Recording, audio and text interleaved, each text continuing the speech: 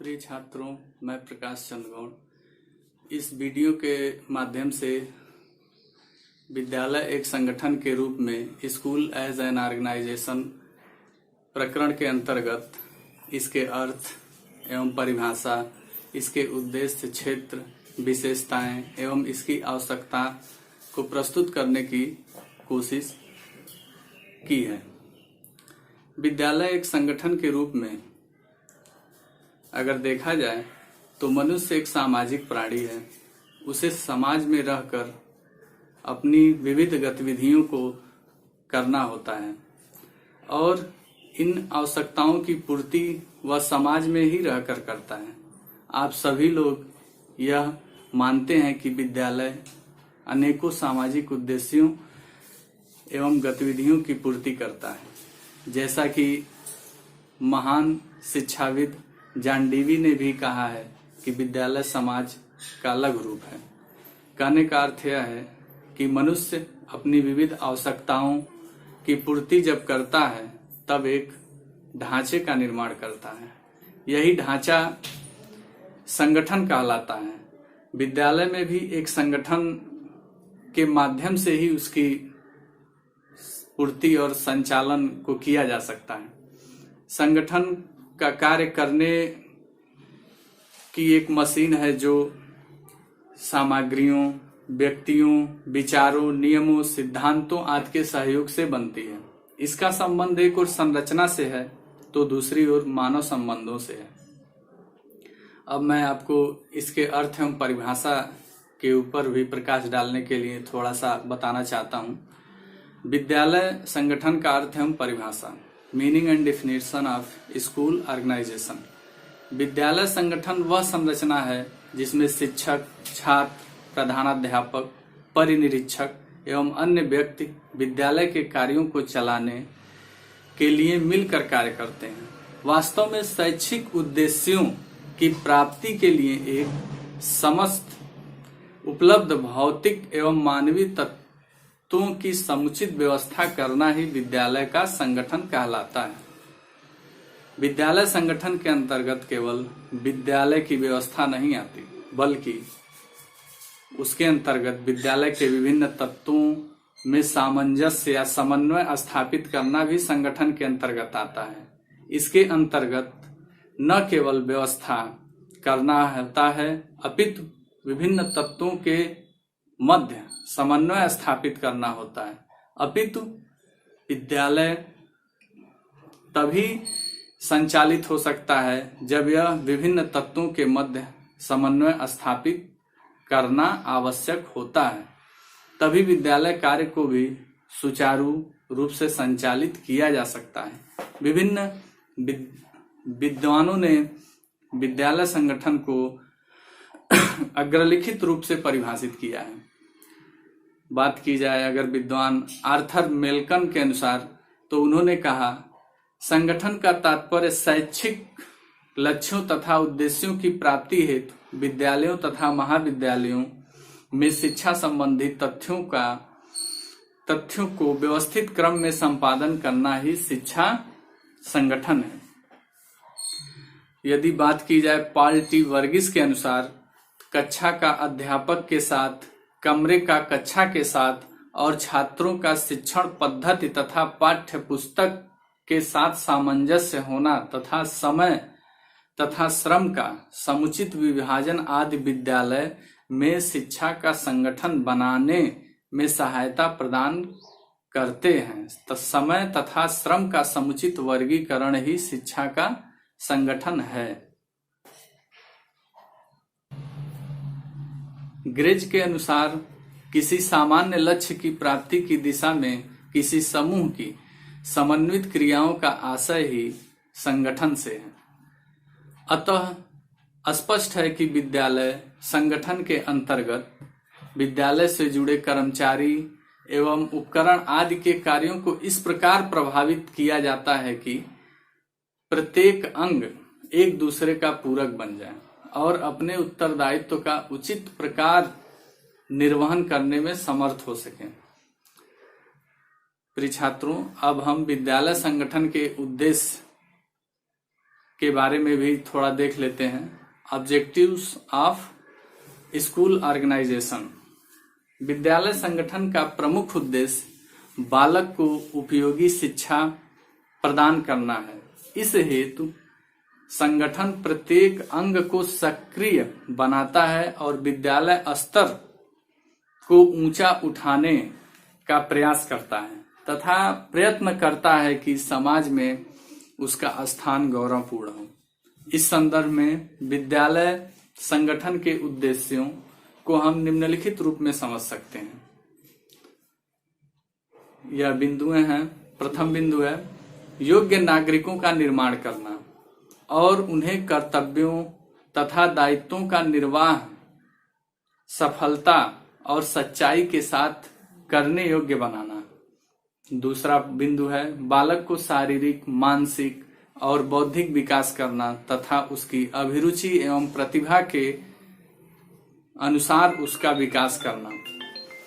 तथा तीसरे बिंदु के अनुसार हम देख सकते हैं बालक को सामाजिक जीवन का वास्तविक और उपयोगी प्रशिक्षण देना ताकि वह समाज के आदर्शों, मूल्यों और मान्यताओं की रक्षा करने योग्य बन सके।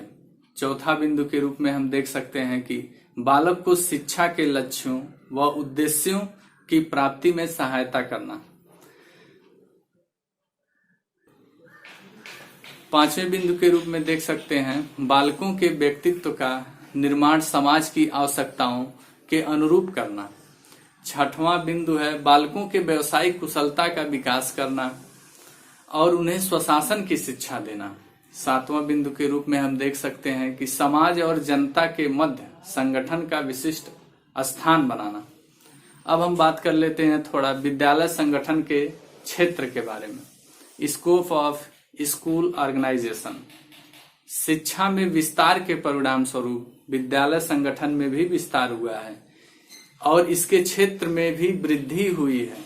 अतः विद्यालय संगठन के क्षेत्र को हम निम्नलिखित बिंदुओं से स्पष्ट कर सकते हैं। पहला बिंदु है कि कार्य विभाजन के रूप में। दूसरा शैक्षिक कार्यक्रमों का निर्धारण के रूप में। तीसरा है विद्यालय पाठ्यचर्या का निर्माण करना। चौथा है शैक्षिक गुणों का विकास करना। पांचवा विद्यालय शिक्षक तथा विद्यार्थियों के मध्य समन्वय स्थापित करना। भौतिक संसाधनों का संगठन। सातवां बिंदु है कि विद्यालय को श्रेष्ठतम बनाने की योजना कैसे बनाई जाए। आठवां बिंदु है कि विद्यालय की गुणवत्ता बनाए रखना। अब बात कर लिया जाए कि विद्यालय संगठन की विशेषताएं क्या हैं। संगठन एक अव्यक्तिगत प्रणाली है जिसमें मानव के समूह के समन्वित प्रयत्न कार्य करते हैं। समन्वय के कुछ अपने नियम होते हैं जिनमें रहकर ही संगठन कार्य करता है। इस प्रकार से विद्यालय संगठन की निम्नलिखित विशेषताएं हैं। यदि पहला हेडिंग के माध्यम से देखा जाए तो उचित परंपरा का निर्वाह करना। इस हेडिंग के अंतर्गत यदि देखा समझा जाए तो विद्यालय संगठन का निर्माण निर्धारित उद्देश्यों एवं परंपराओं का निर्वाह करने के लिए होता है। इस हेतु विद्यालय में विविध कार्यक्रम जैसे इस वंदना, समाचार वाचन, अनमोल वचन, कक्षा उपस्थिति, कार्यकर्ताओं का समय और उसका पालन करना आदि का संचालन नियम पूर्वक और नियमित रूप से होना चाहिए। आज भी जैसे अगर हम विद्यालयों में देखते हैं कि प्रार्थना सभा होता है, कुछ ऐसी अनमोल वचन प्रस्तुत किए जाते हैं, बच्चों को घर से टॉपिक तैयार करने के लिए दिया जाता है, चाहे आइडियल स्टेटमेंट बोलना होता है, तो आज भी यह उचित परंपराओं के निर्वाह में सभी बालकों के लिए सहयोग का काम करते हैं। दूसरे हेडिंग के माध्यम से हम देख सकते हैं कि बालक का सर्वांगीण विकास करना। विद्यालय संगठन इस कार्य की पूर्ति हेतु आवश्यकता अनुसार शैक्षिक सामग्री, साधन व उपकरण आदि की व्यवस्था करता है। कहने का अर्थ यह है कि विद्यालय में जो भी सामग्री अगर बालक के सर्वांगीण विकास में सहायक सिद्ध होते हैं, वे ही उन्हें आगे बढ़ने में और मदद करते हैं। तीसरे हेडिंग के अंतर्गत हम देख सकते हैं समाज की आवश्यकताओं के अनुरूप शिक्षा प्रदान करना।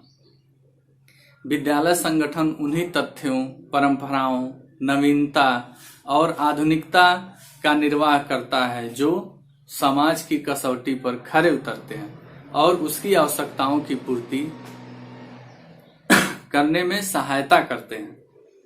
ठीक, कहने का अर्थ है कि समाज में जो भी आवश्यकता अनुरूप शिक्षा होना चाहिए उस पर ही काम होना चाहिए और विद्यालयों को यह आवश्यक हो जाता है कि इससे बालकों की सहायता की जाए। चौथा हेडिंग के अंतर्गत हम देख सकते हैं कि पारस्परिक सहयोग की भावना का विकास करना। विद्यालय संगठन प्रत्येक अंग को इस प्रकार समन्वित करता है कि सब लोग मिलजुल कर एक दूसरे के साथ सहयोग से प्रेम पूर्वक कार्य कर सकें। पांचवा हेडिंग के अंतर्गत हम देख सकते हैं जनतंत्रीय भावना का विकास करना। विद्यालय संगठन जनतंत्र के आधार पर स्वतंत्रता, समानता, भ्रातृत्व और न्याय की भावना का विकास करता है ताकि पक्षपात रहित शिक्षा बिना किसी भेदभाव के उपलब्ध हो सके, जो आज भी संविधान में यह वर्णित है और प्रासंगिक है हम सभी के लिए। छठवां हेडिंग के अंतर्गत हम देख सकते हैं रचनात्मक कार्यों को बढ़ावा देना। विद्यालय में ऐसी व्यवस्था होनी चाहिए कि जिससे छात्र आवश्यकता अनुरूप अपने कार्य अनुभव के साथ साथ हर समय का सदुपयोग कर सकें। इसके लिए उन्हें सृजनात्मक कार्यों में लगाना चाहिए। सातवां हेडिंग के अंतर्गत हम देख सकते हैं आदर्शवादी परंपराएं एवं गुणों का विकास करना। विद्यालय में इन सब गुणों का आधार बनाना चाहिए जिससे प्रत्येक व्यक्ति सत्य, प्रेम, ईमानदारी को जीवन का अंग समझने लगे, स्वयं को एक आदर्श के रूप में प्रस्तुत कर सके इन सब चीजों के माध्यम से। अब मैं आपको यह बताना चाहता हूं कि अब विद्यालय संगठन और उसकी आवश्यकता, school organization and its needs, क्या इसकी आवश्यकता है। विद्यालय के कार्य को सुचारू रूप और कुशलता से चलाने के लिए विद्यालय संगठन की परम आवश्यकता है। विद्यालय का प्रमुख केंद्र बालक है। बालक के मानसिक, शारीरिक और चारित्रिक नैतिक विकास के लिए यह आवश्यक है कि विद्यालय में योग्य अध्यापक हों, उपयुक्त भवन हो, उपयुक्त खेल कूद की व्यवस्था हो, उचित पाठ्य सामग्री, वैज्ञानिक समय तालिका तथा मंद बुद्धि एवं तीव्र बुद्धि वाले छात्रों की शिक्षा की भी व्यवस्था हो। यदि इन बातों का उचित रूप से पूर्ण किया जाए तो बालक का सर्वांगीण विकास होना अत्यंत कठिन है।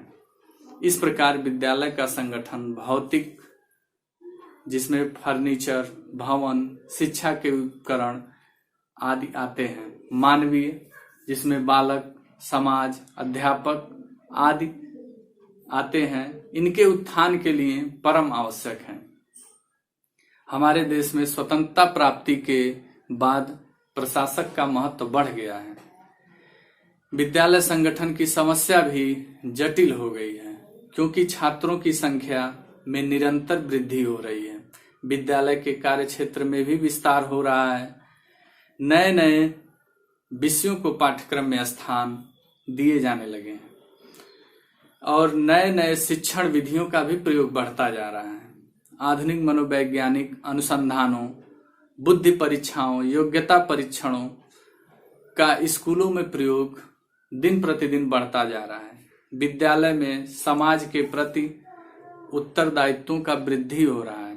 इसीलिए विद्यालय प्रशासन और प्रबंध का आवश्यकता भी बढ़ता जा रहा है।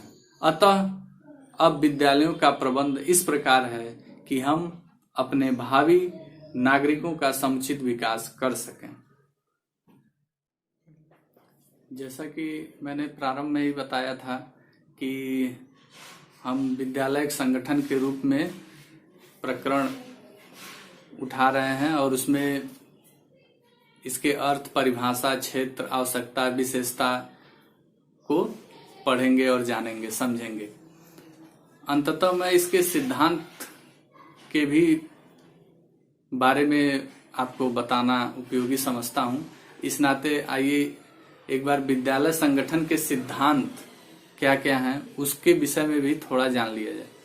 प्रिंसिपल्स ऑफ स्कूल ऑर्गेनाइजेशन, शिक्षा के उद्देश्यों की अधिकतम प्राप्ति हेतु संगठन का कुछ सुविचारित सिद्धांतों पर आधारित होना परम आवश्यक है।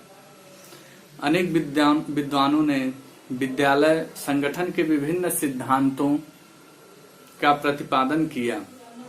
उनमें से कुछ प्रमुख एवं मूलभूत सिद्धांत इस प्रकार हैं, जिसका हम इसमें अध्ययन करेंगे। पहला सिद्धांत है बाल केंद्रित, चाइल्ड सेंटर्ड। विद्यालय का प्रमुख उद्देश्य बालक का सर्वोन्मुखी विकास करना है। इस दृष्टि से संगठन विद्यालय में बाल केंद्रित होना चाहिए। यह संगठन ऐसा हो जिसके द्वारा बालकों का विभिन्न योग्यताओं, अभिरुचियों, आवश्यकताओं, शक्तियों, संवेगों एवं मूल प्रवृत्तियों को स्वस्थ दिशा में विकसित किया जा सके। दूसरा सिद्धांत है समाज केंद्रित, सोसाइटी सेंटर्ड। संगठन बाल केंद्रित होने के साथ साथ समाज केंद्रित भी होना चाहिए, क्योंकि बालक समाज में ही रहकर अपनी सारी गतिविधियों को पूर्ण करता है। क्योंकि शिक्षा का उद्देश्य भी बालक को समाज का एक सक्रिय एवं अभिन्न, उपयोगी एवं कुशल सदस्य बनाना भी है। तीसरा, अगर हेडिंग की बात की जाए तो लोकतांत्रिक सिद्धांत। जनतंत्र की सफलता हमारे विद्यालयों पर ही निर्भर है, हमारे स्कूलों पर ही निर्भर है। ये विद्यालय ही हैं जो जनतंत्र के स्तंभों अर्थात भावी नागरिकों का निर्माण करते हैं। बात की जाए अगर चौथे हेडिंग की, तो उपलब्ध साधनों के अधिकतम उपभोग का सिद्धांत। इस दृष्टि से संगठन द्वारा विभिन्न मानवीय एवं भौतिक तत्वों में अधिक से अधिक सामंजस्य स्थापित किया जाना चाहिए। यदि देखा जाए अगले हेडिंग के अंतर्गत, तो लोच का सिद्धांत।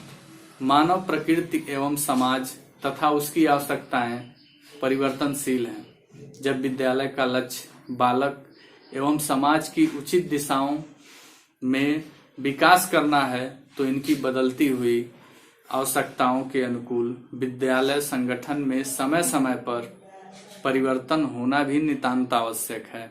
अतः विद्यालय संगठन में लोच अथवा परिवर्तनशील का गुण होना चाहिए। दरअसल देखा जाए तो उपयुक्त सिद्धांतों पर विद्यालय संगठन आधारित होना चाहिए। बावजूद इसके विद्यालय संगठन की संपूर्ण व्यवस्था सहयोग पर आधारित होनी चाहिए। अतः भौतिक एवं मानवीय तत्वों में इस प्रकार सामंजस्य स्थापित किया जाना चाहिए ताकि इनका सर्वोत्तम उपयोग संभव हो सके और शक्ति, समय और धन का अधिकतम सदुपयोग हो सके। धन्यवाद।